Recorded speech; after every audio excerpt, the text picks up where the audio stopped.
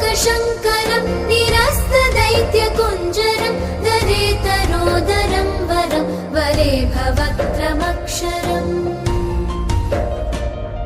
कृपाकरं क्षमाकरं मुदाकरं यशस्करं मनस्करं नमस्कृतं नमस्करोमि भास्वरम् अकिञ्चनातिमार्जनं चिरन्तनोक्तिभाजनं पुरारिपूर्वनन्दनं सुरारिगर्वचर्वणम् प्रपञ्चनाशभीषणं धनञ्जयादिभूषणं